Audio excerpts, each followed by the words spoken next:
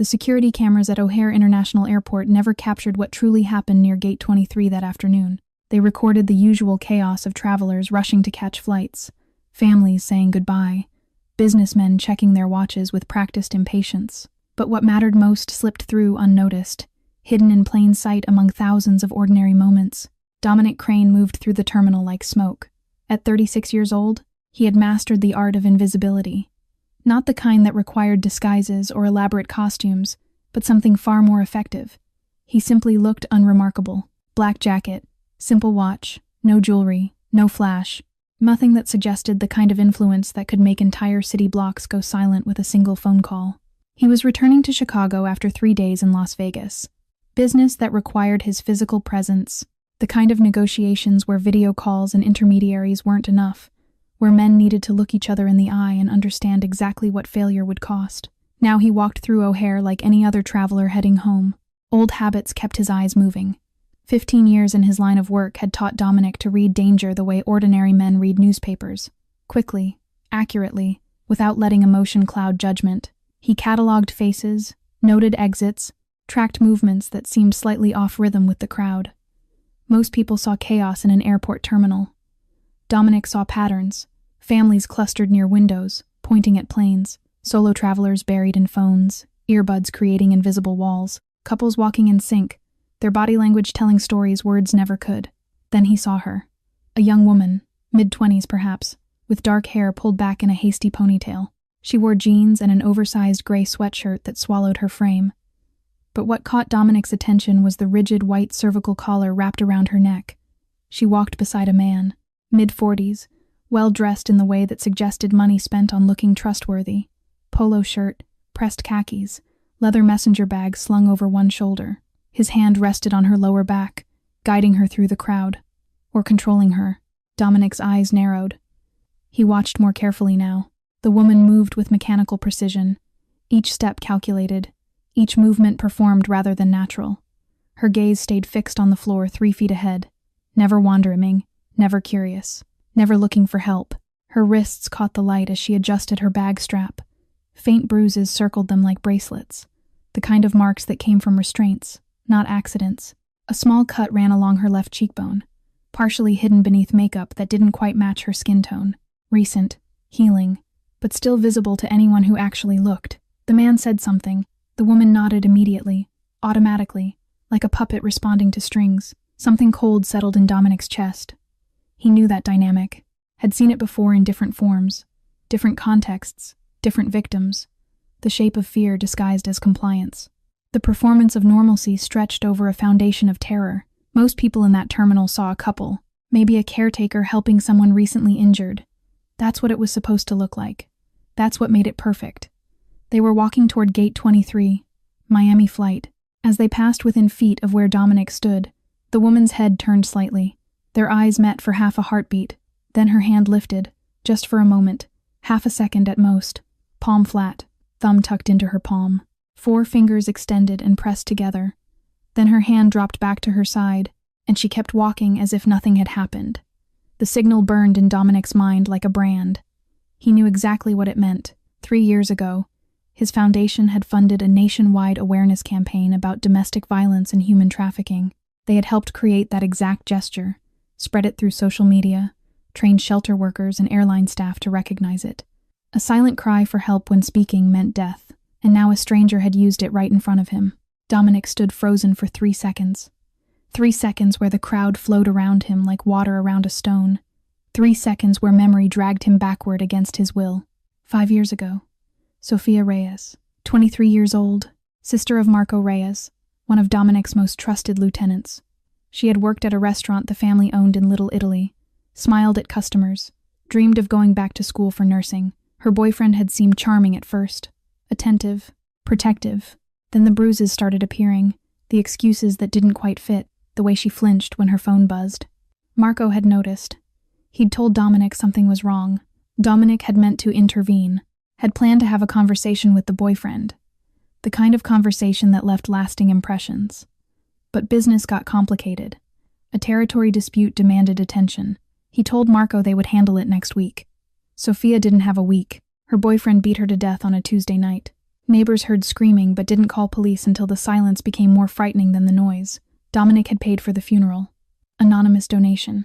Beautiful flowers. Meaningless words. None of it brought her back. He had sworn that day, standing in the rain outside the church, that he would never make the same mistake twice, that if he ever saw the signs again, he wouldn't wait for permission to act. He wouldn't let convenience override conscience. Now those signs walked toward Gate 23. Dominic moved. He followed at a careful distance, maintaining the casual pace of a traveler with time to kill. His eyes never left the pair ahead. The man walked with confidence, relaxed shoulders, easy stride, the posture of someone who believed he was untouchable. His hand stayed on the woman's lower back, fingers spread possessively, not guiding, controlling. The woman moved like a marionette, each step precise, each gesture calculated. She never looked around, never made eye contact with anyone, never did anything that hadn't been permitted. Her shoulders curved inward, making herself smaller. Her head stayed down, submission written in every line of her body. But Dominic had learned to read what people tried to hide. Beneath that perfect compliance, he saw terror, the kind of fear that had been beaten into someone until it became muscle memory. This wasn't a protective boyfriend helping an injured girlfriend. This was a predator transporting prey. They reached the gate area. The man guided the woman to seats near the window, positioning himself between her and the aisle, blocking escape routes, maintaining control of her environment. Classic isolation tactics. Dominic found a seat 30 feet away, partially obscured by a pillar. He pulled out his phone, but his eyes stayed on the pair. The man checked his phone, scrolled through something, laughed at his screen, completely relaxed. The woman sat perfectly still, hands folded in her lap, eyes fixed on nothing, waiting. Dominic's jaw tightened. He had resources most people couldn't dream of, connections in every major city, men who would do anything he asked without question. The smart move was to board his own flight back to Chicago. Forget what he'd seen. Let someone else handle it. But smart had never been the same as right. He dialed a number from memory. Marcus Chen answered on the second ring. His head of security, former military intelligence, the man who knew everything about everyone. Boss. You land safe? I need information, Dominic said quietly. Flight to Miami, Gate 23. Departing in approximately 90 minutes. I need passenger manifests. Background on a male passenger, mid-40s, traveling with a young woman wearing a cervical collar. A pause. Marcus knew better than to ask unnecessary questions. How fast do you need it? Dominic watched the man lean over to whisper something to the woman. She nodded immediately, mechanically, like a wind-up toy. Now, Dominic said. I need it right now. Dominic changed his ticket within 15 minutes. The airline representative didn't ask questions when he requested first class on the Miami flight. Money opened doors. The right amount of money made people forget you existed entirely.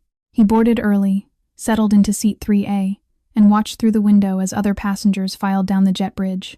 His laptop sat open on the tray table, untouched, a prop for anyone who might glance his way. The man appeared first, confident stride, easy smile for the flight attendant. Behind him came the woman, head down, steps careful and measured. Row 18.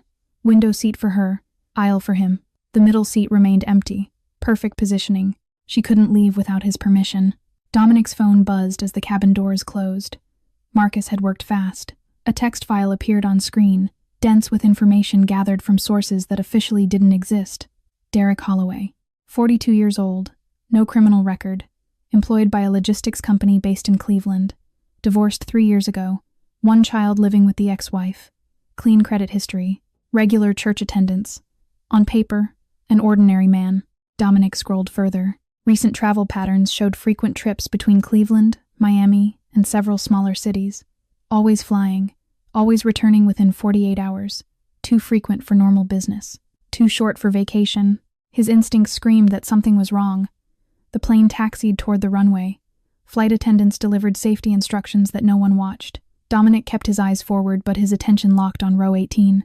20 minutes after takeoff, the seatbelt sign dimmed. Derek Holloway stood, stretched, and walked toward the rear lavatory. Dominic moved immediately. He walked down the aisle with the casual purpose of someone checking overhead bins. Just another passenger with too much nervous energy. Nothing suspicious. Row 16. Row 17. Row 18. The woman sat motionless, staring out the window at clouds she probably wasn't seeing. Her reflection in the glass showed hollow eyes, exhaustion carved into every feature. Dominic stopped beside her row. "Excuse me," he said quietly. She turned, startled. Her hand flew to the cervical collar instinctively, a protective gesture that told its own story. "I saw your signal," Dominic continued, his voice barely above a whisper. "At the gate. I know what it means." Fear flooded her face. Raw, unfiltered terror. Her eyes darted toward the lavatory, calculating how much time remained. "I'm going to help you," Dominic said, "but I need information. What's your name?" "For a heartbeat?" She didn't respond. Survival instinct warred with desperate hope behind her eyes. Then her lips moved. "Elena." The word was barely a breath. "Elena." Dominic repeated softly. "I'm going to get you out of this, but you need to act normal when he comes back. Can you do that?" Tears balanced on her lower lashes. She blinked them back with practiced efficiency. "Please," she whispered. "Don't let him know. If he finds out someone saw, he'll—" She didn't finish. She didn't need to. "He won't know anything," Dominic promised. "When we land, stay close to him. Don't change your behavior. I'll find you." The lavatory door clicked open behind them. Dominic straightened casually, adjusting an overhead bin that didn't need adjusting. He walked back toward first class without looking at Elena, without acknowledging that anything had happened. But in that brief exchange, he had seen enough. Her wrists, exposed when she'd reached for her collar, the faded scars circling them like bracelets. Not bruises this time. Something older, deeper. Rope burns. The kind of marks left by restraints tied too tight for too long. Elena wasn't just a victim of domestic violence. She was a prisoner. And Derek Holloway wasn't taking her home. He was delivering her somewhere. Dominic returned to his seat, pulled out his phone, and typed a message to Marcus. "Change of plans. I'm going to Miami. Have Victor meet me at the airport, full extraction team, and dig deeper on Holloway. I want to know who he really works for." The response came 30 seconds later. "Understood. What are we walking into?" Dominic looked out the window at the endless sky, something much bigger than one man. The plane touched down at Miami International just after 6 in the evening. Dominic waited in first class while other passengers gathered their belongings and shuffled toward the exit. Through the gap between seats, he watched Derek Holloway guide Elena down the aisle. His hand pressed firmly against her lower back, possessive, controlling. She moved like a ghost, present but not really there. Dominic deplaned last, keeping his distance as he followed them through the terminal. He pulled out his phone and dialed a number he rarely used. Victor Medina answered on the first ring. "Mr. Crane, wasn't expecting to hear from you today?" Victor ran Dominic's operations in Florida. Former Drug Enforcement Administration, burned by the system he'd served for 15 years. Now he served a different kind of justice. "I need eyes on a taxi leaving the airport in the next 10 minutes, Dominic said quietly. "Male, mid-40s, traveling with a young woman wearing a cervical collar. Track where they go. Have an extraction team ready." "How many men?" "4 should be enough." Quietly. "No attention." "Understood. I'll have a car waiting for you at the rental counter. Black Escalade. Keys under the mat." Dominic ended the call and watched Derek and Elena disappear through the automatic doors leading to ground transportation. Outside, the Miami heat hit like a wall. Humidity wrapped around everything, turning the air thick and heavy. Dominic found the Escalade exactly where Victor promised, slid behind the wheel, and pulled into traffic. His phone buzzed 3 minutes later. Target vehicle, yellow cab, license plate Miami International Airport 7842, heading south on I-95. Dominic followed at a comfortable distance, 3 cars back. The cab wove through evening traffic, past gleaming hotels and tourist traps, then gradually into areas where the buildings grew older and the streets emptier. 40 minutes later, the cab turned onto a private road. Dominic pulled over, waited. Victor's voice came through the phone. "They're entering a property about half a mile down. Beachfront villa, gated. I've got a drone overhead. What do you see?" "Big house, 8,000 square feet, maybe more. Multiple vehicles in the driveway, security cameras everywhere, motion sensors along the perimeter." "How many cameras?" "I count 12 visible. Probably more inside. This isn't a vacation home, boss. This is a facility." Dominic's grip tightened on the steering wheel. A normal residence didn't need that kind of surveillance. This was something else entirely. "Property records," he said. "Who owns it?" Keys clicked in the background. Victor worked fast. "Shell Company, Coastal Vista Holdings, LLC, registered in Delaware, which means intentional opacity. But I'm running it through our databases now." Dominic waited, watched the sun sink toward the horizon, painting the sky in shades of orange and red. "Got something," Victor said finally. Coastal Vista has financial ties to another shell company. That one traces back to a name you know. Who? Marcus Webb. The name hit Dominic like a fist to the chest. Marcus Webb, 45 years old, head of a rival organization that operated primarily in the southeast. They had clashed before over territory, over business, over things that left bodies in shallow graves. Webb was ruthless in ways that even Dominic found distasteful. No rules, no lines he wouldn't cross. Rumors had followed him for years about side businesses that went beyond drugs and gambling. Whispers about women who disappeared, about cargo that screamed. "You're certain?" Dominic asked. "Financial trail doesn't lie. Webb owns that property through 3 layers of corporate fiction. Whatever's happening in that house, he's behind it." Dominic stared down the empty road toward the hidden villa. Elena wasn't a girlfriend being abused. She wasn't even a simple kidnapping victim. If Webb was involved, she was merchandise, product to be sold to the highest bidder. And Derek Holloway wasn't a jealous boyfriend. He was a delivery driver. "Victor," Dominic said slowly, "I need full surveillance on that property. Every entrance, every exit, every person who comes or goes, and start pulling together everything we have on Webb's operations in Florida." "What are you planning?" Dominic thought about Elena's terrified eyes, about the signal she'd made when she thought no one would understand, about Sofia Reyes and all the people he hadn't saved because he waited too long. "Tonight," he said. "We're going in tonight." Darkness swallowed the Florida coastline by 10 o'clock.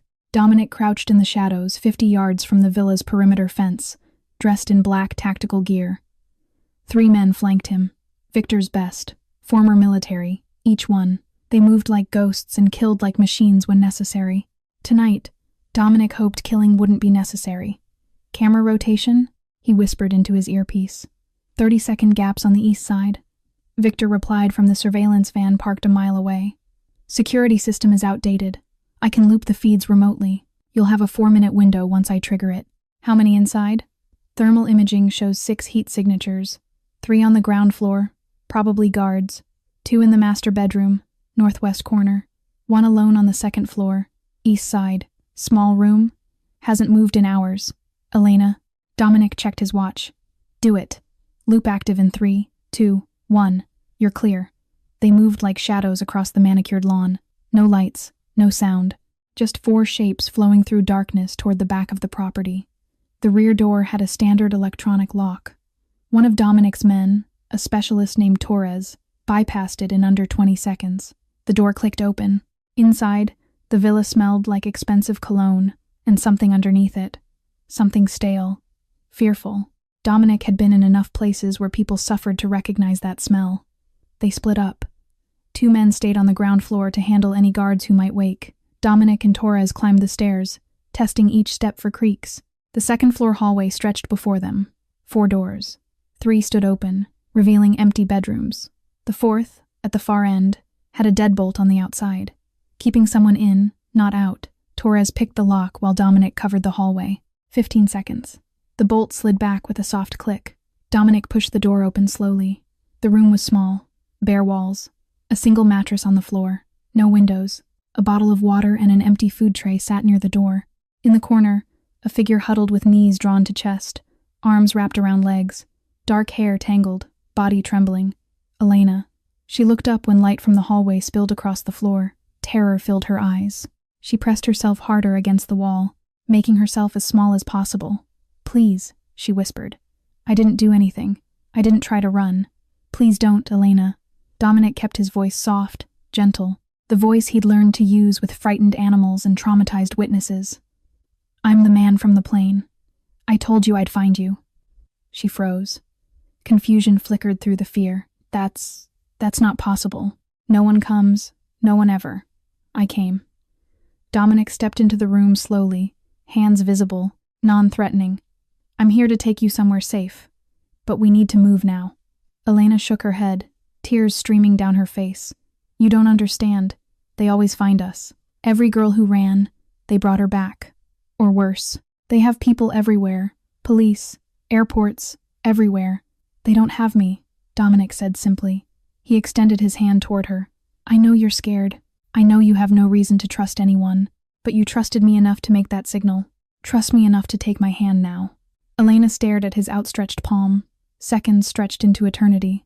Then, slowly, Her trembling fingers reached out and grasped his. Dominic pulled her gently to her feet. She was lighter than he expected, fragile, the cervical collar still wrapped around her neck like a badge of her captivity. "Can you walk?" She nodded weakly. "Then stay close. Don't make a sound." They moved through the hallway, down the stairs, past the guards who had been quietly neutralized by Dominic's men. No deaths, just unconscious bodies that would wake with headaches and missing time. The night air hit them as they slipped through the back door, cool compared to the stifling villa. Elena gasped, breathing freely for what seemed like the first time in months. A black SUV waited at the edge of the property, engine running. Torres opened the rear door. Dominic helped Elena inside, then climbed in beside her. "Go," he told the driver. The SUV pulled away, leaving the villa behind. Elena sat rigid, staring straight ahead, tears still flowing silently. Her hands clasped together in her lap, knuckles white. "Where are you taking me?" she asked quietly. "Chicago. I have a safe house there. Security, medical staff, everything you need." "Why?" The word came out broken. "Why would you do this? You don't know me." Dominic looked out the rear window at the villa shrinking in the distance. The place where women were kept, like inventory, waiting to be sold. "Because someone should have done it a long time ago," he said. This was just the beginning. He would return to that villa. He would tear down everything Marcus Webb had built. He would make sure no other woman ever woke up in a locked room with no windows and no hope. But first, he needed to get Elena somewhere safe. He needed to learn exactly what she knew, and then Marcus Webb would pay for every life he had destroyed. The safe house occupied the 7th floor of a nondescript apartment building in Chicago's Lincoln Park neighborhood. From the outside, it looked like any other residential complex. Inside, it was a fortress. Reinforced doors, bulletproof windows, security cameras covering every angle, armed guards rotating in 8-hour shifts. Elena had been there for 3 days. A private nurse attended to her physical injuries. The cervical collar came off on the 2nd day, revealing bruises that had faded from purple to sickly yellow. A psychologist visited daily, though Elena barely spoke during those sessions. She slept 14 hours at a time, 8 when reminded, stared out windows at a city she didn't know. On the 4th day, Dominic came to see her. He found her sitting on the couch, legs tucked beneath her, a cup of tea growing cold in her hands. She looked better than she had in Miami, cleaner, more rested, but her eyes still carried shadows that sleep couldn't erase. "May I sit?" Dominic asked from the doorway. Elena nodded without looking at him. He settled into the chair across from her, leaving space between them. No pressure, no threat. "How are you feeling?" "Safe," she said quietly. "For the first time in 4 months, I feel safe. I don't know how to process that. You don't have to process anything right now. You just have to heal." Elena finally looked at him.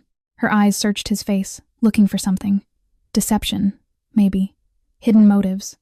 "Why did you help me?" she asked. "On the plane. You could have walked away. Everyone else did. Not everyone saw what I saw. Plenty of people saw. Airport security, flight attendants, other passengers." Her voice carried bitter exhaustion. "They saw a man with his injured girlfriend. They saw what Derek wanted them to see. But you showed me something different." Elena's hand moved unconsciously to her neck, touching the skin where the collar had been. "The signal," she murmured. "I didn't even know if anyone would recognize it. Tell me how you learned it." Silence stretched between them. Elena stared into her cold tea. "Her name was Madison," she finally said. "She arrived 3 weeks before I did. Young, 19 maybe. She taught me the signal one night when the guards were drinking downstairs." Elena's voice grew distant, lost in memory. She said her grandmother had seen it on social media, taught it to her before she disappeared. "Madison made me practice until I could do it without thinking." What happened to Madison? They moved her. That's what they called it. Moving. But girls who got moved never came back. Elena's hands trembled around the cup. "She disappeared a week before you found me." Dominic let the silence hold. Some stories needed space to breathe. "I used to be a nurse," Elena continued. "Cleveland General Hospital. Pediatric ward. I loved that job. I loved those kids." Her eyes glistened. "Then I saw an advertisement online. Private medical facility in Florida. Double the salary. Housing included. It seemed perfect. Too perfect." "When did you realize something was wrong?" "The moment I arrived. There was no medical facility. Just a house and men who took my phone, my wallet, my identification, everything that proved I existed." Her voice cracked. "There were other girls already there. 8 of them. They told me the rules. Don't speak unless spoken to. Don't look at the men directly. Don't try to run. But you ran anyway. Elena nodded slowly. Twice. The first time, they caught me before I reached the property line. Derek beat me until I couldn't stand. Told me it was a lesson in obedience. She touched her neck again. The second time, I made it to the road. Flagged down a car. But the driver, he was one of them. They have people everywhere. Derek was so angry that time. He choked me until I passed out. I woke up with the cervical collar and a warning that the next escape attempt would be my last. Dominic's hands clenched into fists at his sides. The controlled violence inside him coiled tighter with every word. After that, I stopped fighting, Elena whispered. I became what they wanted. Quiet, obedient, invisible. I waited for any opportunity that felt real. And then you saw me. I saw you watching. Really watching. Not the way other people looked through me. You saw something was wrong. Tears slid down her cheeks. When you looked at me, I knew. This was my only chance. So I made the signal and I prayed. Dominic leaned forward slightly. Elena, I need to ask you something important. I need to understand how big this operation is. She wiped her eyes with shaking fingers.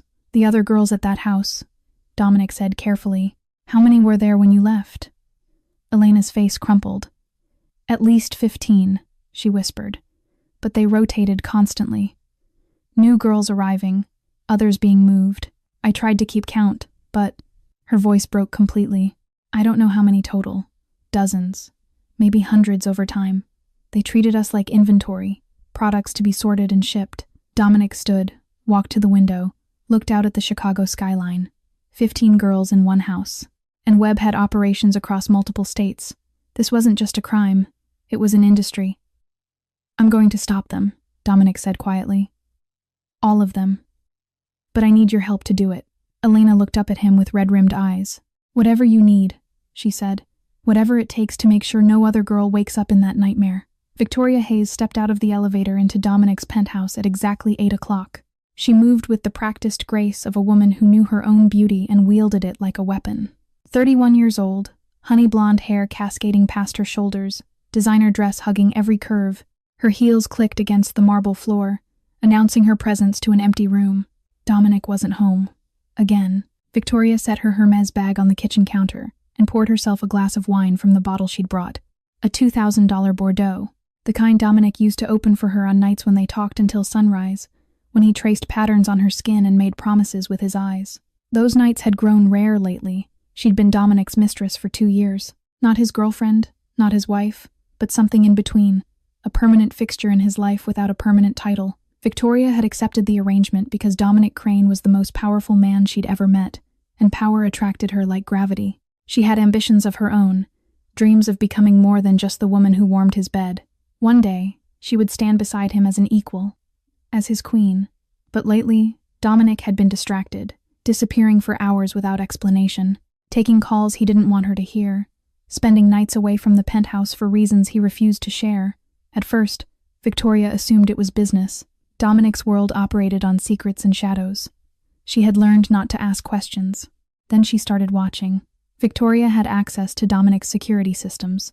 He'd given her the passwords months ago, a gesture of trust she'd pretended to appreciate while memorizing every code.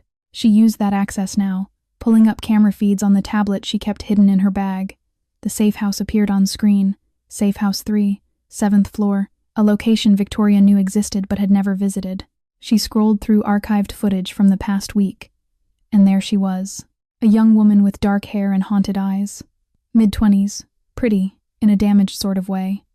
She sat on a couch, blanket wrapped around her shoulders, speaking to someone off camera. Then Dominic appeared in the frame. Victoria's breath caught. She watched him sit across from the woman, watched his posture soften in ways she rarely saw, watched him lean forward with an intensity he usually reserved for negotiations worth millions. He wasn't interrogating this woman. He was protecting her. Victoria's fingers tightened around her wine glass. She scrolled further. More footage.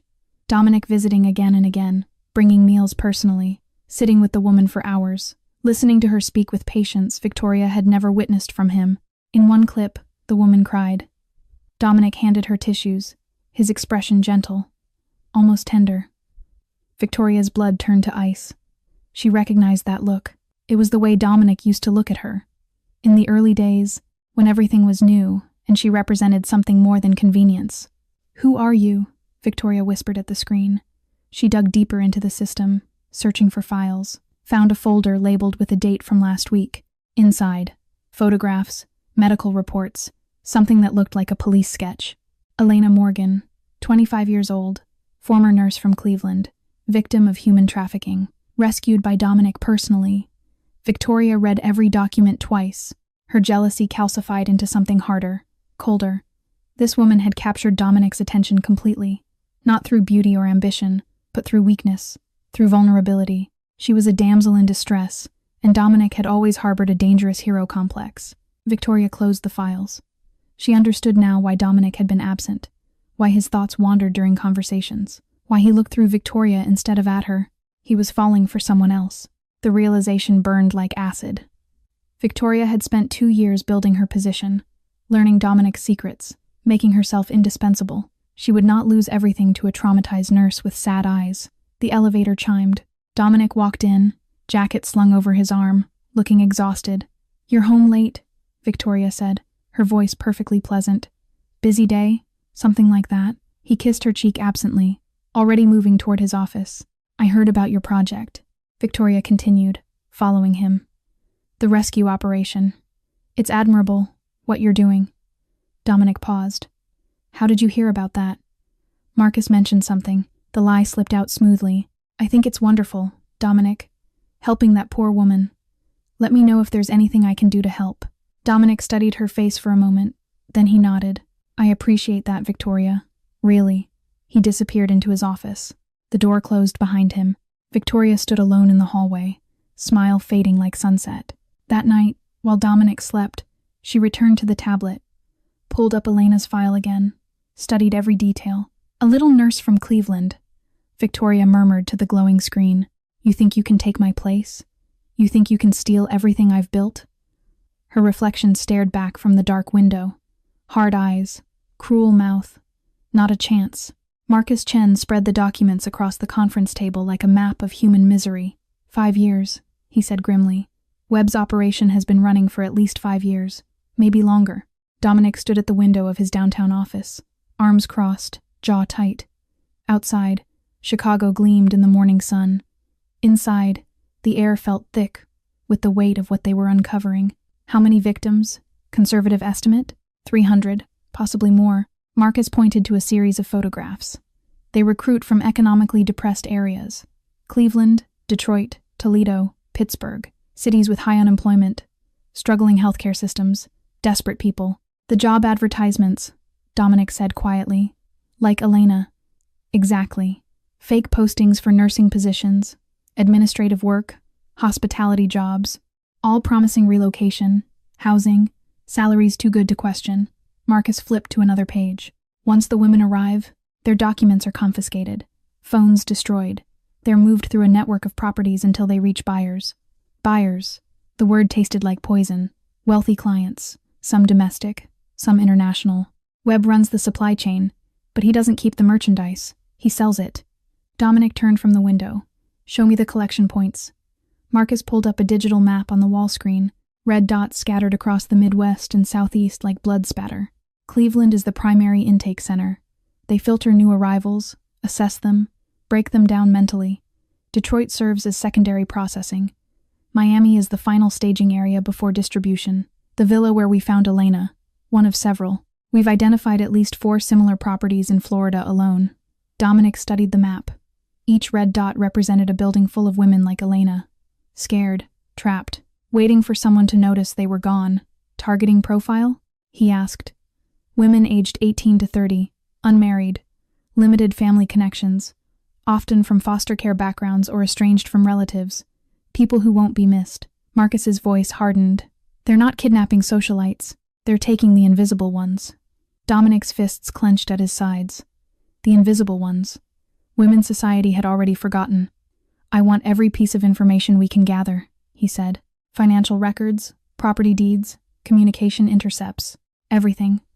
"Webb is going to burn for this. Already on it," Marcus replied. "But Dominic, this is going to take time. Webb has layers of protection. Shell companies, corrupt officials, lawyers who specialize in making problems disappear. Then we dig through every layer, however long it takes.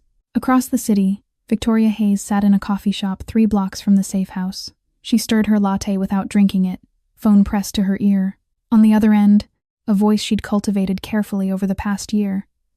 Danny Russo, low-level member of Dominic's security team, young, ambitious, easily manipulated. He thought Victoria found him charming. She found him useful. She's doing better every day, Danny reported. The boss visits almost daily now, brings her food personally, sits with her for hours. Victoria's grip tightened on her cup. What do they talk about? I don't know. The visits are private. No cameras in the main room when he's there. Of course not. Dominic was careful about documentation. He'd taught her that. How does she look at him? Victoria asked carefully. Danny paused, like he's the only safe thing in her world, like she trusts him completely. The words cut deeper than Victoria expected. Trust, that fragile, precious thing Victoria had spent 2 years building. This broken stranger had earned it in days. Is there anything else? Danny asked. Keep watching. Report anything unusual. Of course, Miss Hayes. Victoria ended the call. She stared out the window at pedestrians passing by, oblivious to the calculations running through her mind. Elena Morgan was becoming more than a temporary guest. She was embedding herself in Dominic's life, in his heart, in the space Victoria had carved out for herself. Every day that passed, Elena grew stronger, more confident, more attached, and every day, Victoria's position grew weaker. She couldn't wait for this to resolve naturally. Dominic's hero complex had no expiration date. He would protect Elena forever if she let him. The only solution was removing Elena from the equation entirely, not murder. Victoria wasn't stupid. If Elena died suspiciously, Dominic would tear the world apart to find her killer. It had to look like an accident, something tragic but explainable, a complication of her injuries, a random act of violence in a dangerous city, something clean. Victoria pulled out a second phone, a burner she kept for moments, exactly like this. She dialed a number from memory. A man answered. No greeting, no name. I need a job done, Victoria said quietly. Clean, no traces, has to look accidental. Location? Victoria glanced at the safe house building 3 blocks away. Lincoln Park. Apartment complex on Fullerton. Safe house 3, 7th floor. Target? Young woman. 25. Dark hair. She's under protection, so you'll need to be creative. Timeline? Victoria finished her cold latte and stood. Soon? Before the situation becomes permanent. She ended the call, dropped the burner into her purse, and walked out into the Chicago afternoon. Behind her perfect smile, something cold and calculating continued to plan. The smell woke Elena at 3 in the morning.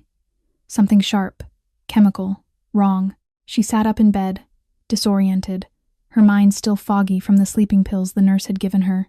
The room felt strange, heavy. Her head throbbed with a dull ache that hadn't been there when she fell asleep. Gas. The word cut through her confusion like a blade. Elena stumbled toward the door, lungs burning, vision swimming. Her hand found the handle, locked from inside. She fumbled with the deadbolt, fingers clumsy and uncooperative. The door swung open. Miss Morgan, the night guard, a stocky man named Patterson, grabbed her arm. We need to move, now. He half-carried her down the hallway toward the stairwell. Behind them, another guard was evacuating the nurse who'd been sleeping in the adjacent room. Fresh air hit Elena's face as they burst onto the street. She collapsed against a parked car, gasping, her chest heaving as her body fought to expel the poison she'd inhaled. What happened? She managed. Patterson's face was grim. Gas leak in your apartment. Kitchen line. A leak?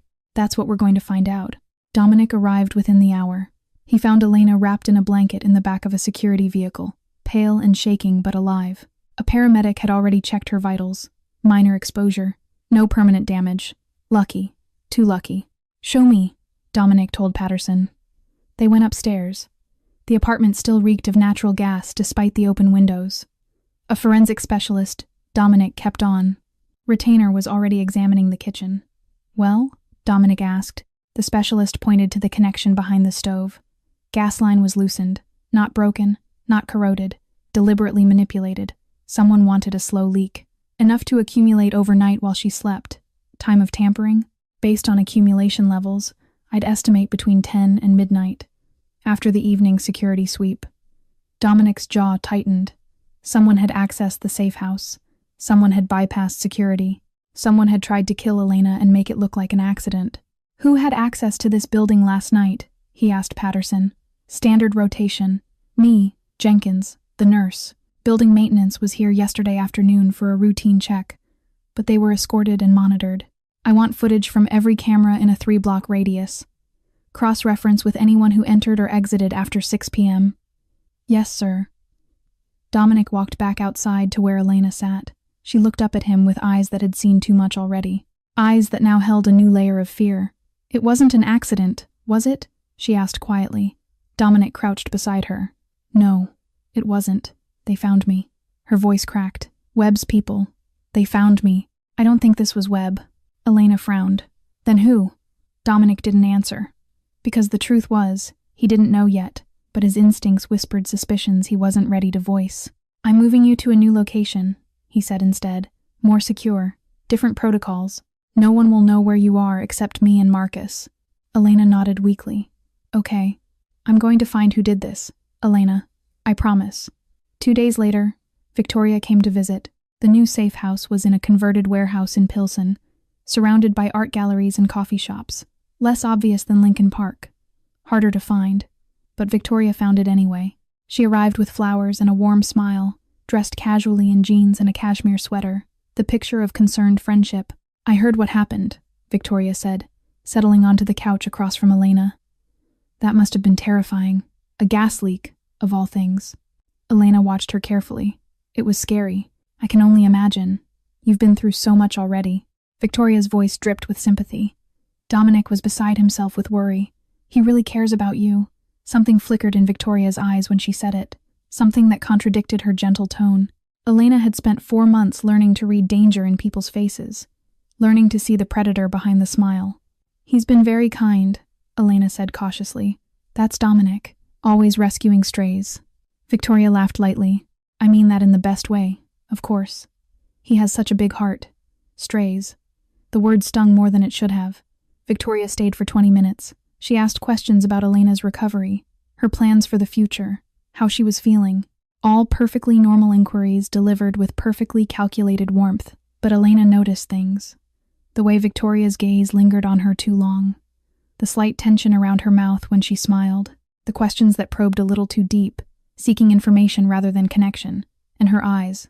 Cold beneath the surface warmth. Assessing. Measuring. The eyes of someone calculating threat levels. When Victoria finally left, Elena sat motionless on the couch. Her heart beat faster than it should have. Her palms felt damp. The nurse, a kind woman named Sandra, noticed her distress. Are you all right, dear? You look pale. Elena shook her head slowly. That woman, she whispered. There's something wrong with her. Miss Hayes? She seemed very nice. No. Elena's voice trembled. Her eyes, the way she looked at me. It wasn't friendly. It wasn't concerned. She turned to Sandra with growing certainty. She looked at me like I was an enemy, like she wanted me gone. Sandra frowned. I'm sure you're just I know what danger looks like. Elena interrupted quietly. I spent 4 months surrounded by people who wanted to hurt me. I learned to recognize it. She pulled the blanket tighter around her shoulders. That woman is not my friend. And I don't think the gas leak was an accident. 2 weeks passed like slow-moving water. Elena's body healed first. The bruises faded completely. Her neck no longer ached when she turned her head. She started eating full meals again, gaining back the weight that months of captivity had stolen. Her mind took longer. Nightmares still came, though less frequently. She no longer flinched at sudden sounds. She could sit near windows without feeling exposed. Small victories that felt enormous. Dominic visited every other day. At first, his visits were purely business. He brought photographs for Elena to examine. Images captured from Webb's properties, surveillance footage of men involved in the trafficking operation. He needed her to identify faces, confirm locations, fill gaps in his investigation. Elena proved invaluable. She remembered details that surprised even her. The layout of houses where she'd been held. The names whispered between guards when they thought no one listened. The routines, the schedules, the small patterns that revealed larger truths. This one, Elena said during their third working session, pointing to a blurry photograph. He drove the van that brought new girls from Cleveland. They called him Preacher, because he always said grace before meals. Marcus noted the information. Another piece of the puzzle. And this location? Dominic asked, sliding another photograph across the table. Elena studied it. A nondescript suburban house. White siding, chain link fence. Processing center, she said quietly. Detroit. They kept us there for medical examinations before moving us south. The basement had. Her voice faltered. Dominic reached across the table. His hand covered hers gently. You don't have to continue. No. Elena steadied herself. You need to know. The basement had cells. 6 of them. Soundproofed. That's where they broke the ones who fought back. She met his eyes. I spent 4 days in one of those cells after my first escape attempt. Dominic's expression didn't change, but something shifted in his gaze, a deepening of the fury he kept carefully contained. We're going to destroy every one of these places, he said quietly. Every cell, every house, every person who participated. Elena believed him. Their relationship evolved gradually, almost imperceptibly. Business meetings became conversations. Conversations became meals shared over takeout containers. Meals became evenings spent talking about things that had nothing to do with trafficking or investigation. Elena discovered that Dominic read philosophy in his spare time, that he donated anonymously to 12 different charities, that he'd grown up poor on Chicago's South Side and built his empire from nothing. She discovered that beneath the cold exterior lived a man with rigid principles. He didn't hurt innocents. He didn't tolerate abuse of women or children. He punished betrayal but rewarded loyalty. He was a criminal, yes, but not a monster. Dominic discovered that Elena had wanted to be a doctor before financial reality pushed her toward nursing, that she'd worked double shifts to send money home to a younger sister in college, that she still believed in the fundamental goodness of people despite everything she'd endured. She was a survivor. Yes, but not broken. The nightmare came at 2 a.m. Elena woke screaming, tangled in sweat-soaked sheets. Derek Holloway's hands around her throat in a dream that felt more real than the dark room surrounding her. The door burst open. Dominic stood there, weapon drawn, eyes scanning for threats. Elena, what happened?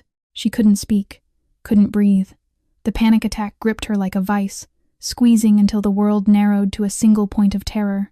Dominic holstered his gun and crossed to her bed. He sat on the edge, keeping distance but staying close. You're safe, he said quietly. You're in Chicago. No one can hurt you here. Listen to my voice. Focus on breathing. Slowly, painfully. Elena's racing heart began to calm. I'm sorry, she whispered. I didn't mean to. Don't apologize. I thought I was past this. Healing isn't linear. Some nights are harder than others. Elena wiped her face with trembling hands. Does it ever stop? The dreams? Dominic was quiet for a moment. I still dream about things I saw 20 years ago. The images fade, but they never disappear completely. That's not very encouraging. It's honest. He met her eyes. But you learn to carry it, and eventually, the good days outnumber the bad ones. Elena pulled her knees to her chest, making herself small. Will you stay? Just for a while? Dominic should have said no, should have maintained professional distance, should have remembered that Victoria waited in his penthouse and complications were dangerous. Instead, he settled into the chair beside her bed. I'll stay, he said. Elena's hand reached across the space between them. Her fingers found his. She held on like he was the only solid thing in a world that kept trying to drown her. Dominic didn't pull away. They sat like that until dawn painted the windows gold. Not speaking, not needing to, just 2 broken people finding something unexpected in each other's presence. 3 miles away, Victoria stared at her tablet screen. The security footage showed everything. Dominic sitting beside Elena's bed, their hands intertwined, the intimacy of the silence between them. Victoria's nails dug into her palms until blood welled in crescent moons. She had tried subtlety. The gas leak should have worked. Should have ended this quietly before it became something real. But Elena Morgan refused to die conveniently. And now Dominic was falling for her. Openly. Obviously, the way he held her hand broadcast feelings he'd never shown Victoria in 2 years together. Enough. Subtlety had failed. Patience had run out. Victoria closed the footage and picked up her burner phone. This time, she wouldn't outsource the job. Contractors made mistakes, left evidence, got caught. This time, she would handle it personally. Enough waiting. Victoria whispered to the empty room. If you want something done right, she dialed a number. Not for a hitman this time, for weapons. I need a clean piece, she said when the call connected. Untraceable. And I need it tonight. Victoria changed her approach. The gun stayed hidden in her closet. Too risky, too personal, too easy to trace back to her if something went wrong. Instead, she hired a professional, not the same contractor who'd botched the gas leak, Someone new. Someone recommended through channels that didn't lead back to Dominic's network. A man who specialized in making problems disappear and asking no questions. The plan was elegant in its simplicity. A break-in at the safe house. Random violence. The intruder would be caught eventually, but not before inflicting serious damage on Elena Morgan. Damage that looked like a robbery gone wrong. Damage that might prove fatal before help arrived. Victoria provided the address, the security rotation schedule she'd memorized, and half the payment in untraceable cryptocurrency. The rest would come when Elena stopped breathing. Elena sensed something wrong before she heard it. 3 weeks of recovery had sharpened her instincts rather than dulling them. Her body had learned to recognize danger the way some people recognized music, instantly and viscerally. At 2:47 inches the morning, she woke without knowing why. The apartment was silent, too silent. The usual ambient sounds of the building, the hum of ventilation, the distant elevator, the settling of old pipes, had vanished into an unnatural quiet. Elena lay motionless, barely breathing. Footsteps, soft, careful, coming from the living room. Not the guards. They announced themselves. They moved with confident purpose, not stealth. Someone was in the apartment who shouldn't be there. Elena's heart hammered against her ribs. Her mind raced through options. The bedroom door was locked. The window led to a 7-story drop. Her phone sat on the nightstand, but calling for help would alert the intruder. The footsteps stopped outside her door. The handle turned slowly, locked. A moment of silence. Then the scrape of metal against metal. Someone picking the lock. Elena moved. She grabbed the heavy lamp from the nightstand and positioned herself beside the door, pressing flat against the wall. 4 months of captivity had taught her that fighting back meant survival. Running wasn't always an option. Sometimes you had to face the monster directly. The lock clicked open. The door swung inward. A figure stepped through, dressed in black, face covered by a ski mask. He moved toward the bed where a pile of pillows created the illusion of a sleeping body. Elena didn't hesitate. She swung the lamp with every ounce of strength she possessed. It connected with the back of the intruder's skull with a sickening crack. He stumbled but didn't fall. Instead, he spun, knife appearing in his hand. The blade caught Elena's shoulder as she tried to dodge, slicing through flesh and muscle. Pain exploded through her body. She screamed. The sound shattered the silence like breaking glass. Alarms triggered. Lights flooded the hallway outside. Heavy footsteps thundered toward her door. The intruder lunged again, knife aimed at her throat. Elena threw herself sideways. The blade missed her neck by inches, catching her arm instead. More pain, more blood. She fell against the dresser, knocking over bottles and picture frames. The bedroom door exploded inward. Patterson appeared, weapon drawn, followed by 2 other guards. "Drop it, now!" The intruder calculated his odds in a split second. 3 armed guards, 1 target bleeding on the floor. Escape routes blocked. He dropped the knife.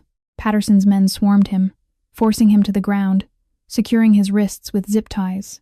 Someone called for medical assistance. Someone else checked Elena's wounds. "She's losing blood," a voice said urgently. "We need to stop the bleeding." Elena's vision blurred. The room swam around her. She could feel warmth spreading across her shoulder, soaking into her shirt, dripping onto the hardwood floor. "Stay with us, Miss Morgan. Help is coming." Dominic arrived 23 minutes later. He burst through the door, looking like death incarnate.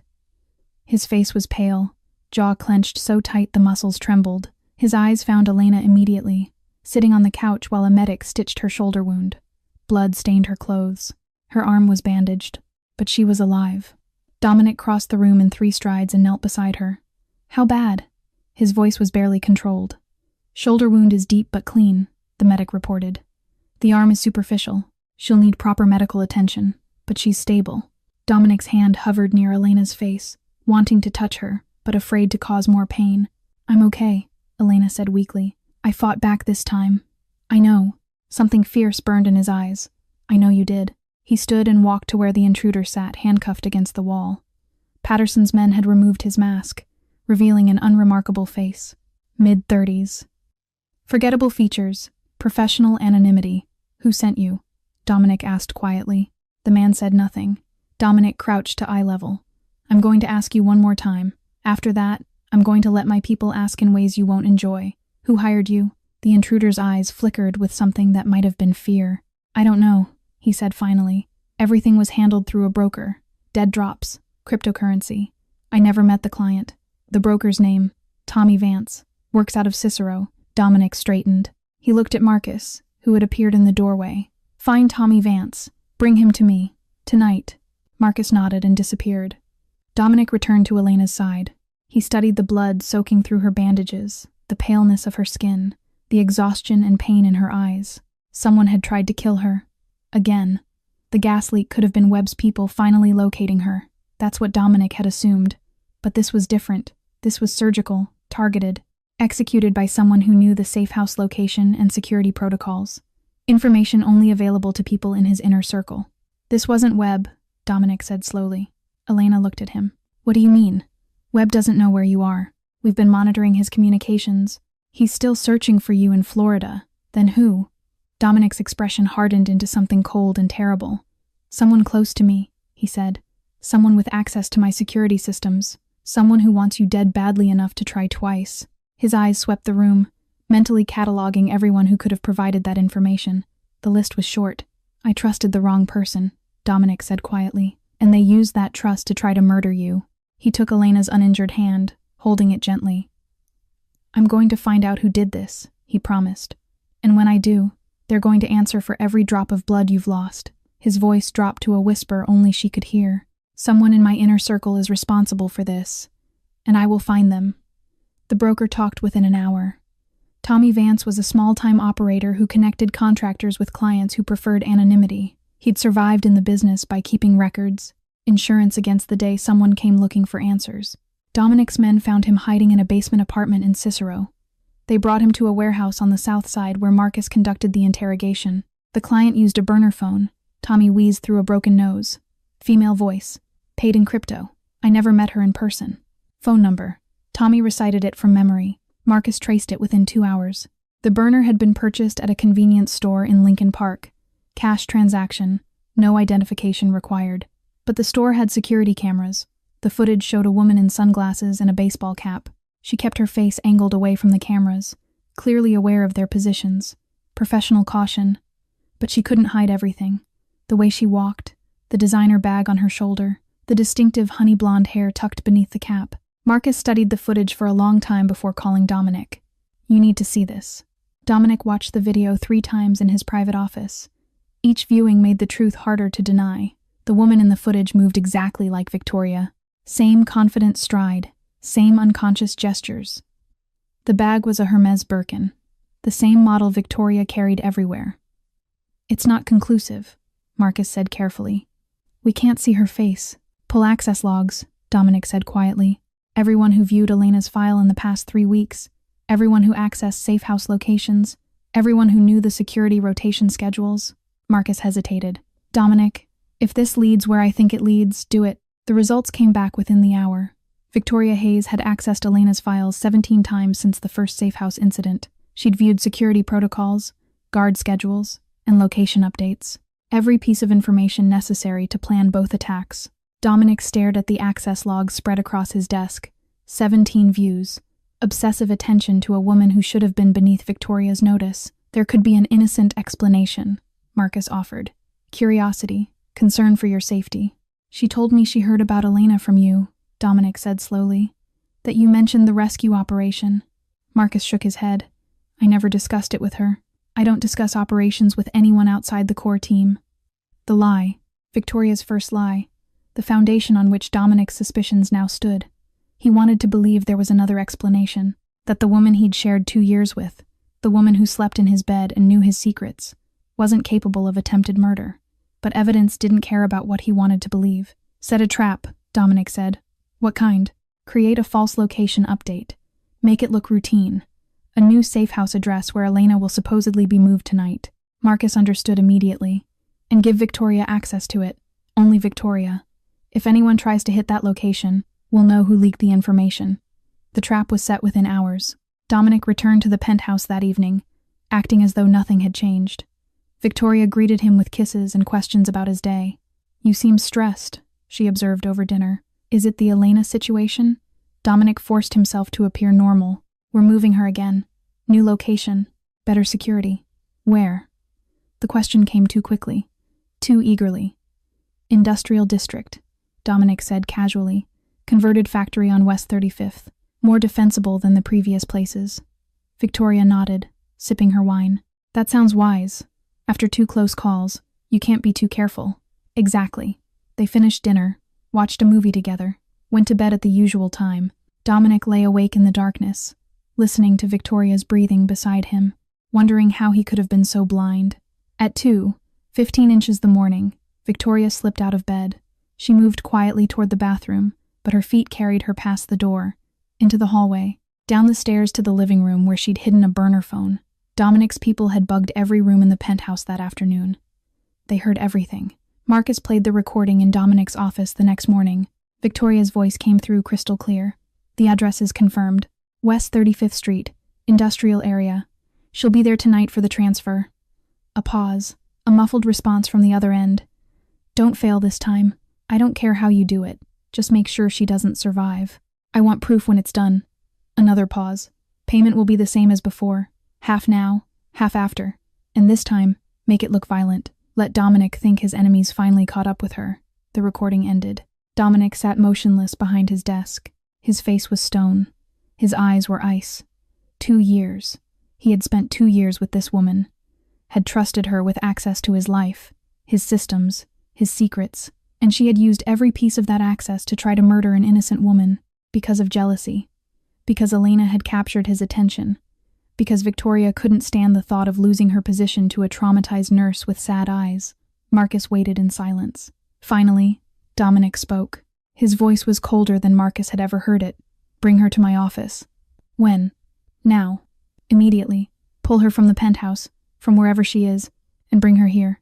Marcus stood. What do I tell her? Dominic's hands gripped the edge of his desk until his knuckles turned white. Tell her nothing.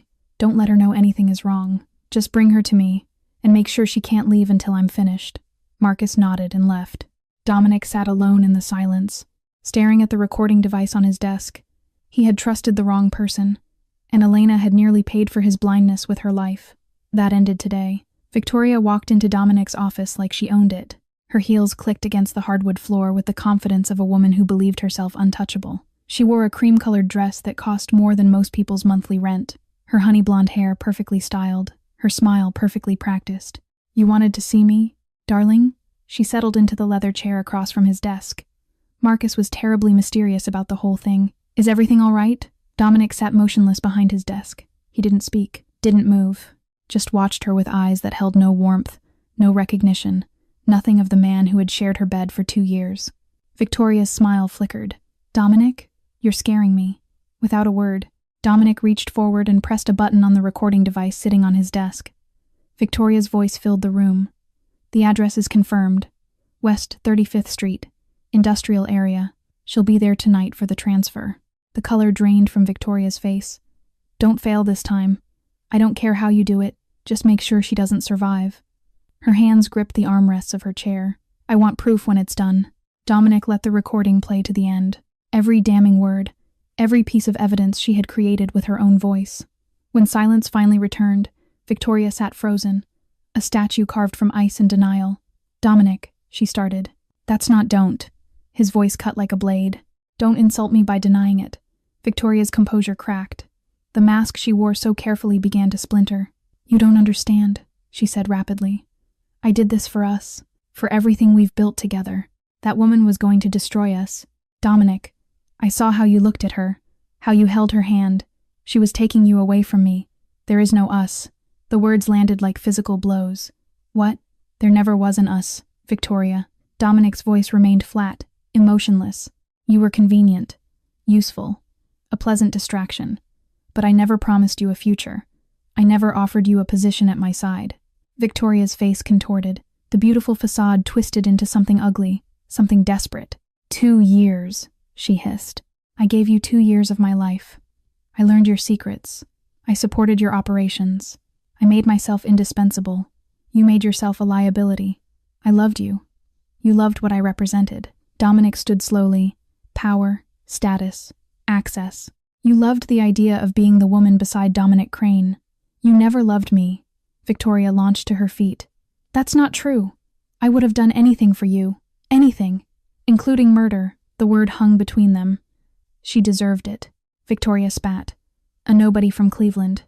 A victim with nothing to offer except sob stories and damaged goods. She's not worthy of you, Dominic. And you think you are? I know I am. Dominic walked around the desk, stopping 3 feet from where Victoria stood, trembling with rage. Elena Morgan is worth more than you will ever understand, he said quietly. She survived hell and came out with her humanity intact. She fought back when escape seemed impossible. She trusted me with her life when she had every reason never to trust anyone again. His eyes hardened. You had everything handed to you, and you used it to try to kill an innocent woman. Don't ever compare yourself to her. Victoria's face purpled with fury. You'll regret this. I know things, Dominic. Secrets that could destroy you. One phone call to the FBI and your entire empire crumbles. Go ahead. The response stopped her cold. What? Make the call. Dominic's voice was ice. Tell them everything you know.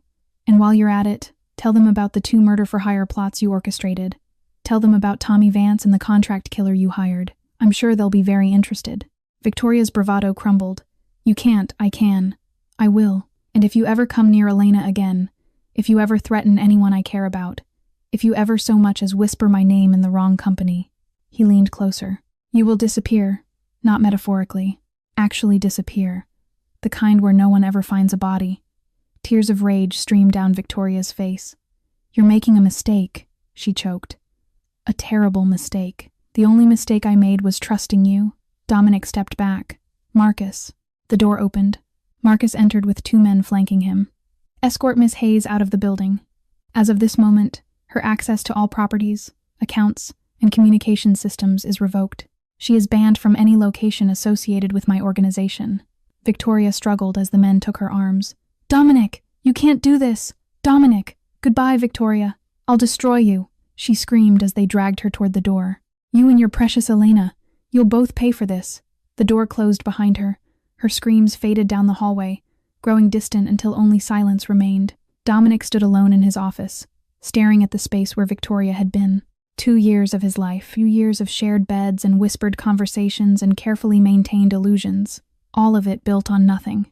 He felt no sadness, no regret, just a cold clarity that came with excising a tumor. Outside the building, Victoria was deposited on the sidewalk like garbage. She stood there, mascara streaking her face, dress rumpled from being manhandled, designer bag clutched to her chest like armor. People walked past without looking. Another crying woman on a Chicago street corner. Nothing unusual. Victoria wiped her face with shaking hands. Dominic thought he could throw her away like trash, thought he could replace her with some damaged rescue project, thought she would simply accept defeat and disappear. He was wrong. She pulled out her phone. Not the burner, that was compromised. Her personal phone with numbers she'd collected over 2 years of pillow talk and overheard conversations. There was one man who would appreciate the information she possessed. One man who would welcome her with open arms and pointed questions.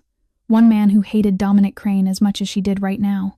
Victoria began walking, already composing the message in her head. You'll regret this, Dominic, she whispered to herself. You and your precious Elena. You'll both pay for what you did to me. The Miami sun blazed overhead as Victoria stepped out of her taxi. 3 days had passed since Dominic threw her away like garbage. 3 days of cheap hotel rooms and maxed-out credit cards. 3 days of plotting revenge while her world collapsed around her. Dominic had been thorough. Her accounts were frozen. Her apartment locks were changed. The friends she'd cultivated over 2 years suddenly didn't recognize her name. She had nothing left except information. And information, in the right hands, was worth more than gold. The restaurant sat on a quiet street in Coral Gables, far from the tourist crowds of South Beach. White tablecloths, expensive wine, the kind of place where powerful men discussed business that never appeared in any ledger. Marcus Webb waited at a corner table. He was older than Victoria expected. 45 but looked 55, with silver hair slicked back and cold gray eyes that calculated everything they saw. His suit cost more than her monthly rent used to be. His watch could buy a small house. 2 bodyguards stood near the entrance, another 2 near the kitchen. Webb didn't take chances. Victoria approached the table with her head high. She had dressed carefully for this meeting, professional but alluring, confident but not threatening, the outfit of a woman with something valuable to sell. Mr. Webb, she said smoothly, thank you for agreeing to meet. Webb gestured to the seat across from him. Miss Hayes, I'll admit, your message intrigued me. Dominic Crane's mistress, reaching out to his enemies. Either you're very brave or very stupid. Neither. Victoria sat down gracefully. I'm practical. Explain. Dominic discarded me. Publicly. humiliatingly. He chose a trafficking victim over 2 years of loyalty. Victoria kept her voice steady. I want revenge. You want information. It seems like a natural partnership. Webb studied her face, looking for deception, looking for weakness. What kind of information? Everything. Victoria leaned forward slightly.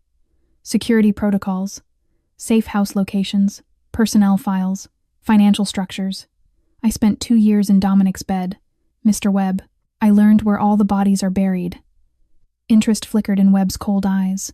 And what do you want in return? A position, power, a seat at your table when Dominic falls. Victoria smiled without warmth. I'm not asking for charity. I'm offering a business proposition, my knowledge for your resources. Together, we can destroy him. Webb was silent for a long moment. Then he laughed.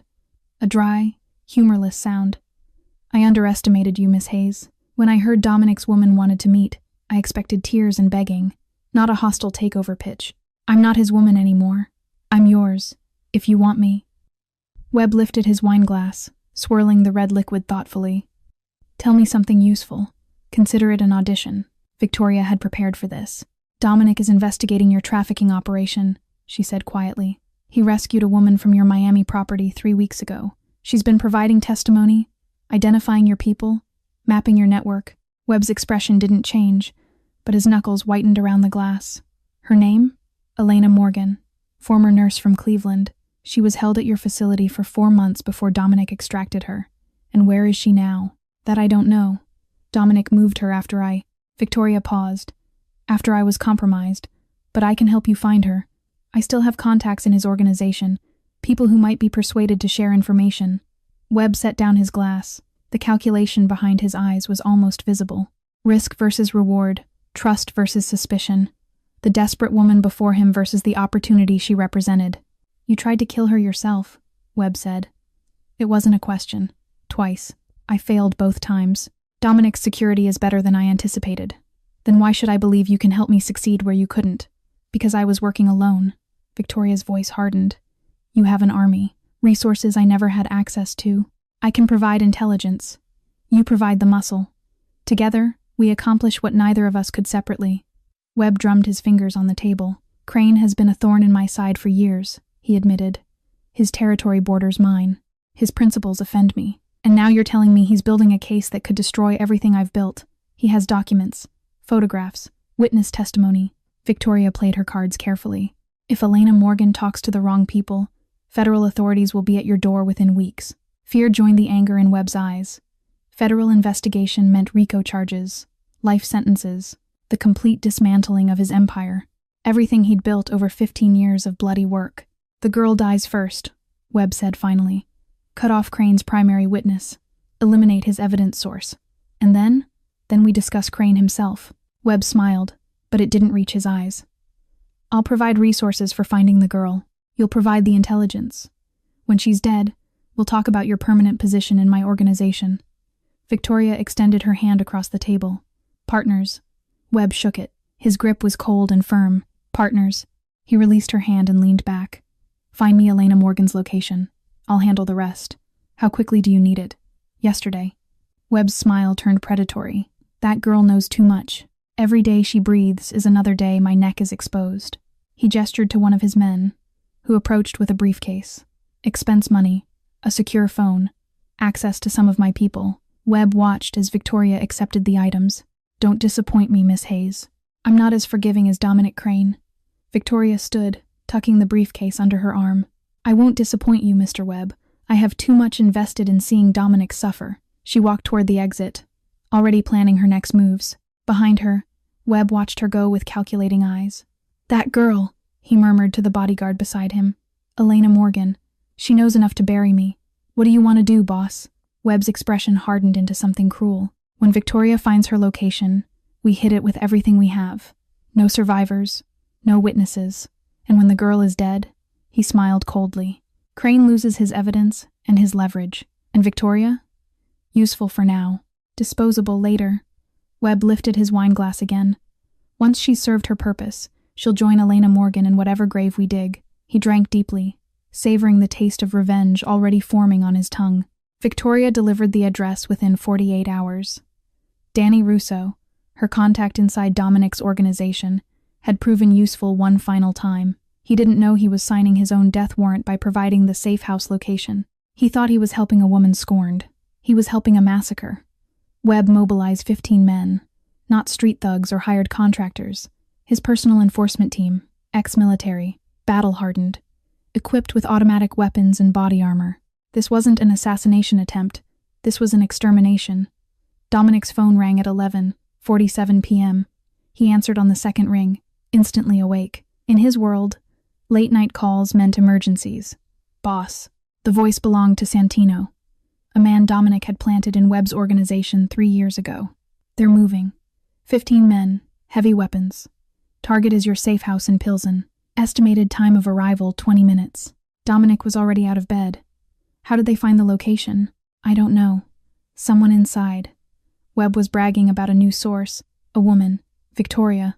Of course, she had known Danny Russo, had cultivated him specifically for moments like this. How long do I have? 15 minutes if you're lucky. They're mobilizing fast.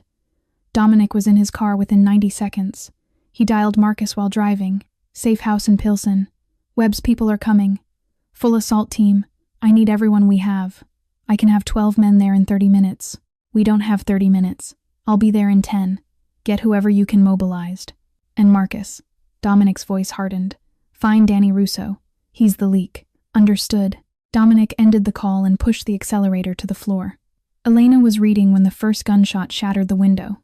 Glass exploded inward. Bullets tore through the walls. The guards who had been positioned outside didn't even have time to scream. Elena dropped to the floor, covering her head with her arms. The sound was overwhelming. Automatic weapons fire, shouting, the thud of bodies hitting the ground. The door to her room burst open. Dominic stood there, weapon drawn, face grim. We need to move. Now. He grabbed her arm and pulled her into the hallway. The building had become a war zone. Muzzle flashes lit the darkness. His men were returning fire from defensive positions, buying time they didn't have. Stay behind me, Dominic ordered. They moved through the chaos. Down the back stairwell, past the body of Patterson, who had died protecting the entrance, past 2 more guards who would never go home to their families. Dominic felt each death like a knife in his chest. They reached the underground parking garage. Dominic's car waited near the emergency exit. He pushed Elena toward it. Get in. Stay down. A figure emerged from the shadows. Webb's man, weapon raised. Dominic fired first. The man crumpled, but not before squeezing his trigger. The bullet caught Dominic's left arm, spinning him sideways. Pain exploded through his shoulder. Blood immediately soaked his sleeve. Dominic! Elena screamed. I'm fine. Get in the car. She obeyed, scrambling into the passenger seat. Dominic slid behind the wheel, ignoring the fire burning in his arm. The engine roared to life. Tires squealed against concrete. They burst out of the garage into the night. Behind them, gunfire continued. Webb's men were overwhelming the remaining guards. The safe house would fall within minutes. Dominic drove like a man possessed, through red lights, down side streets, taking turns at speeds that should have flipped the car. Elena gripped the dashboard, terrified, watching blood drip from Dominic's arm onto the steering wheel. You're hurt, she said. You need a hospital. No hospitals. They'll be watching. Then where? Dominic didn't answer.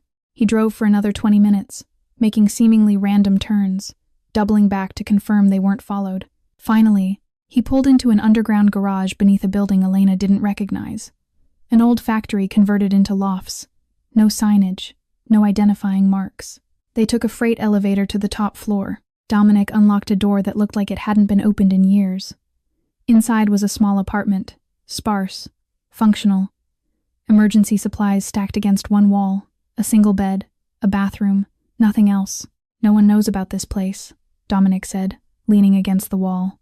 Not Marcus, not Victoria, no one. I've kept it off every record for exactly this situation.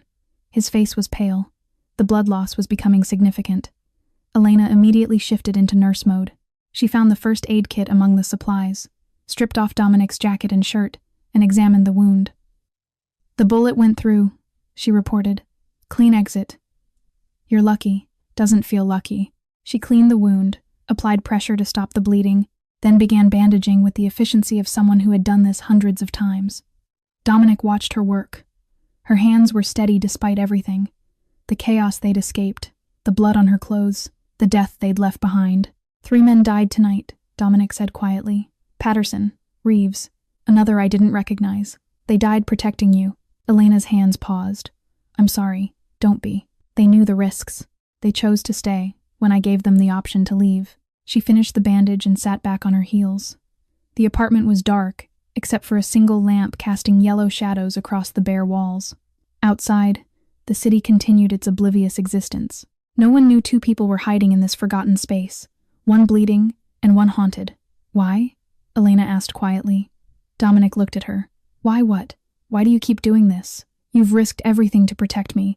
Your people are dying. Your organization is at war. All because you saw a stranger make a signal in an airport. She searched his face for answers. You could have walked away 100 times, handed me to the authorities. Let someone else deal with Webb. Why are you still here? Dominic was quiet for a long moment. The pain in his arm had faded to a dull throb. The adrenaline was crashing. Exhaustion crept into his bones like ice water. He thought about Patterson, who had a daughter in college. Reeves, who sent money home to his mother every month. Good men who had died tonight because of choices Dominic made. He thought about Sophia Reyes, dead 5 years ago because he waited too long to act. He thought about Elena, broken and terrified in that locked room in Miami, making a signal she didn't expect anyone to see. Because some things matter more than power, he said finally. Elena's eyes glistened in the dim light. And you? Dominic reached out with his uninjured arm, his fingers brushing her cheek gently. You're one of them. 3 men were dead. Dominic stood at the window of his secret apartment, watching dawn paint the Chicago skyline in shades of gold and crimson. His arm throbbed beneath the bandages Elena had applied, a constant reminder of the price being paid. Patterson, Reeves, Martinez, good men, loyal soldiers, dead because of a war he hadn't started but couldn't seem to end. Behind him, Elena slept fitfully on the narrow bed. Exhaustion had finally claimed her around 4 a.m, after the adrenaline faded and shock set in. Dominic hadn't slept at all. His phone buzzed. Marcus. Status report, Dominic answered quietly. Danny Russo is in custody. He talked within an hour. Confirmed everything. Victoria approached him weeks ago. Fed him lies about reconciling with you. He didn't know what the information would be used for. And the safe house? Total loss. Webb's people cleared out before our reinforcements arrived. They took nothing, just destroyed everything. Marcus paused. We have 7 wounded in addition to the 3 dead. 1 critical, 7 wounded, 3 dead, 1 critical. The mathematics of war. Webb has to answer for this, Dominic said. Just give the order. I can have 50 men ready by nightfall. We hit his properties simultaneously. Burn everything he owns to the ground. Dominic considered the option. Full-scale war. Blood in the streets. Bodies piling up on both sides. Collateral damage that would destroy innocent lives.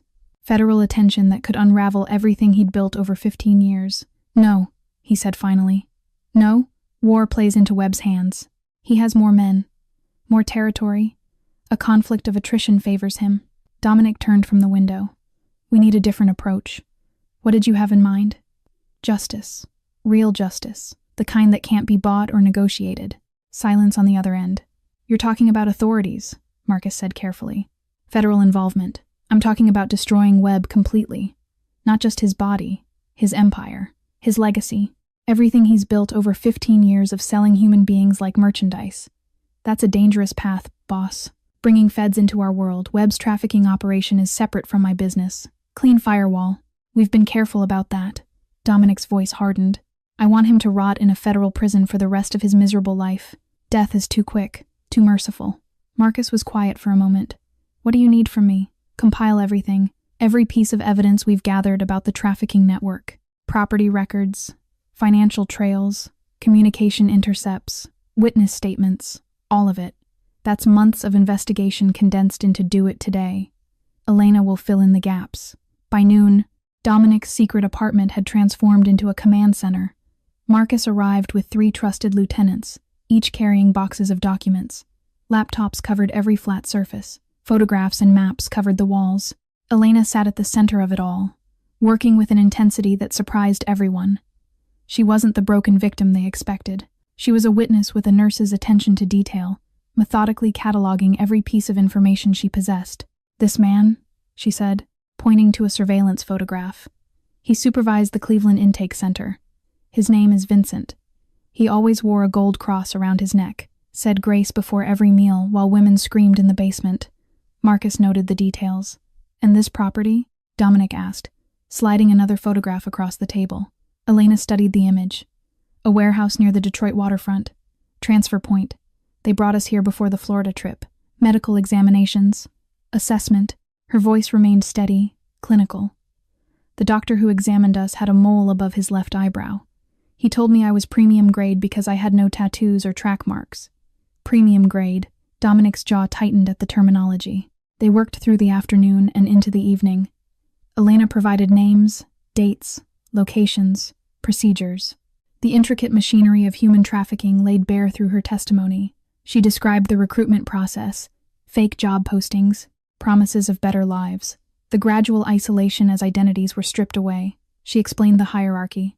Recruiters at the bottom, handlers in the middle, buyers at the top, Webb presiding over all of it like a king on a throne built from human suffering. She drew maps from memory, property layouts, security rotations, escape routes that didn't exist. By midnight, they had compiled a dossier that would make federal prosecutors weep with joy. Dominic stood over the conference table, examining the completed package. Hundreds of pages of evidence, financial records showing shell company connections, photographs of properties and personnel, Elena's sworn testimony with supporting documentation, enough to trigger RICO investigations across multiple states, enough to bring down not just Webb, but everyone connected to his operation. This goes to the FBI tomorrow, Dominic said. Anonymous delivery, untraceable source. They'll spend months verifying what we've given them, but when they're done, Webb gets buried, Marcus finished, along with everyone standing next to him.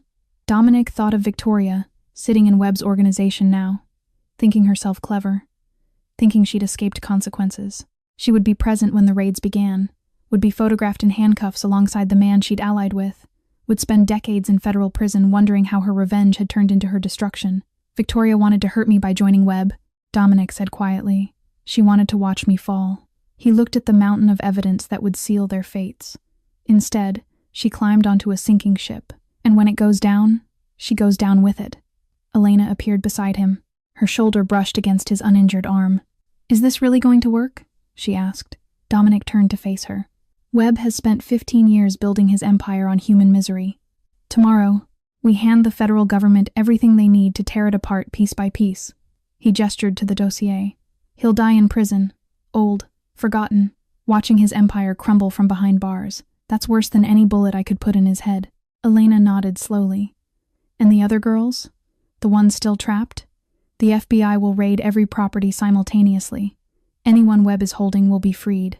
Anyone working for him will be arrested. Dominic's voice softened. This ends tomorrow, Elena. All of it. She reached out and took his hand. Thank you, she whispered, for choosing justice over revenge. Dominic looked at their intertwined fingers. You taught me that power means nothing if you don't use it to protect people. He met her eyes. Webb used his power to destroy.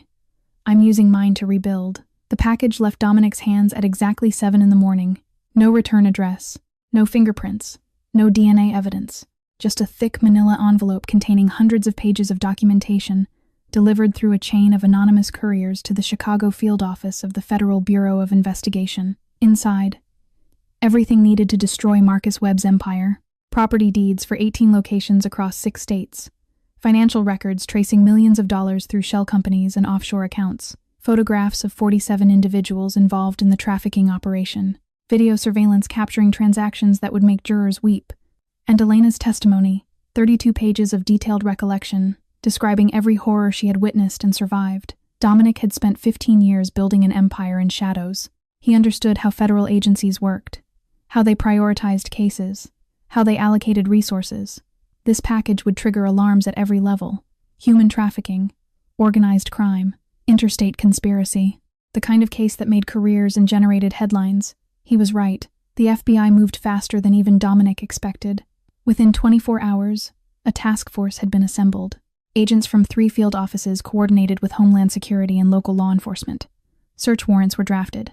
Tactical teams were briefed. The evidence was overwhelming, irrefutable, the kind of documentation that prosecutors dreamed about. Someone had handed them the biggest human trafficking case in a decade, gift-wrapped and ready for prosecution. They weren't going to waste the opportunity. 48 hours after the package arrived, The raids began. Simultaneous strikes across 6 states: Miami, Cleveland, Detroit, Atlanta, Houston, Chicago. Federal agents in tactical gear descending on properties that had operated in plain sight for years. Dominic watched the news coverage from his secret apartment, Elena beside him on the worn couch. The Miami villa appeared on screen first, the same property where Elena had been held, where Dominic had first understood the scope of Webb's operation. Agents swarmed the building. Doors were breached, windows shattered, figures in handcuffs were led toward waiting vehicles. Then came the moment Dominic had been waiting for. Marcus Webb, silver hair disheveled, expensive suit rumpled, was escorted out of the villa's front entrance. His hands were cuffed behind his back. His face was a mask of shock and fury. He hadn't seen it coming, hadn't received warning. His sources and protections had failed him completely. The empire he'd spent 15 years building had crumbled in 48 hours. "Look," Elena whispered. Another figure emerged from the villa, honey blonde hair tangled, designer dress torn, mascara streaking down her face. Victoria Hayes. She was screaming something at the agents, protesting her innocence, demanding lawyers and phone calls and all the privileges she believed her beauty and cunning entitled her to. No one listened. She was loaded into a separate vehicle, still screaming, disappearing behind tinted windows that would carry her toward a future of courtrooms and prison cells. The news anchor's voice filled the apartment. Federal authorities have arrested more than 60 individuals in connection with what officials are calling the largest human trafficking operation uncovered in the United States in over a decade. More than 30 victims have been rescued from various properties, with authorities expecting that number to rise as the investigation continues. 30 victims. Dominic thought about Elena's words from weeks ago. 15 women at least, rotating constantly. Hundreds over time, 30 rescued today. How many more would be found as agents searched deeper? The coverage continued. Interviews with neighbors who claimed they never suspected anything, statements from prosecutors promising justice, images of women being led from properties, blankets wrapped around their shoulders, faces blurred to protect their identities. Women like Elena, trapped in nightmares they couldn't escape. Until now, Elena's hand found Dominic's, her fingers interlaced with his, gripping tight. He looked at her. Tears streamed down her face. Silent tears that carried the weight of everything she had endured and everything she had survived. "They're free," she whispered. "Those women, they're finally free." Her voice cracked. "When I was in that room, in the dark, I used to imagine this moment. Someone coming to rescue us. Someone caring enough to notice we were gone." She wiped her eyes with her free hand. "I stopped believing it would ever happen." Dominic squeezed her fingers gently. "It happened because of you," he said. "Your testimony. Your courage, your willingness to relive the worst moments of your life so others could be saved." Elena shook her head. "It happened because you saw me. In that airport, surrounded by thousands of people. You actually saw me." On the television, Webb's face appeared in a mugshot. Gray eyes that had calculated human beings as merchandise now stared blankly at a camera. He would spend the rest of his life behind bars, watching his empire dismantled piece by piece, knowing that everything he built had been destroyed by a single woman he had considered disposable. "He'll never hurt anyone again," Dominic said quietly. Elena leaned against his shoulder, still crying, still healing. "Neither will she," Elena added, watching Victoria's image flash across the screen. "She tried to destroy me. Instead, she destroyed herself." Dominic wrapped his arm around her. Outside, the city continued its endless movement. Millions of people living their lives, most of them unaware that justice had been served today, that evil had been punished, that 30 women had been given back their freedom. But Dominic knew, and Elena knew. And sometimes, that was enough. Dear friends watching this story, this tale reminds us of a profound truth. Every person matters. In a world where millions pass each other daily without truly seeing, one moment of genuine attention can change everything. The silent signal that Elena made was a desperate cry for help. Dominic could have ignored it like everyone else. Instead, he chose to act. That single decision saved not just one life, but dozens. What can we learn from this story? First, never underestimate the power of paying attention. Sometimes, the people who need help the most are the ones who cannot ask for it out loud. A signal, a look, a moment of hesitation. These small signs can reveal enormous suffering. Second, courage comes in many forms. Elena survived 4 months of horror by refusing to let hope die completely. When she saw an opportunity, she took it, even though she had no guarantee anyone would understand. Third, redemption is possible. Dominic carried guilt from his past failure to save someone. Instead of letting that guilt paralyze him, he transformed it into action. He became the person he wished had existed for Sofia Reyes. We would love to hear from you. How did this story make you feel? Have you ever witnessed a moment where paying attention made a difference? Have you ever been the person who needed someone to notice? Please share your thoughts in the comments below. Your experiences and reflections enrich our community and remind us all that we are connected by our shared humanity. If this story touched your heart, please subscribe to our channel, press the like button, and share this video with someone who needs to hear it. Every subscription, every like, every share helps us continue bringing you stories that inspire, challenge, and remind us what truly matters in life. Thank you for being part of this journey with us. We wish you good health, happiness, and peace in your daily life.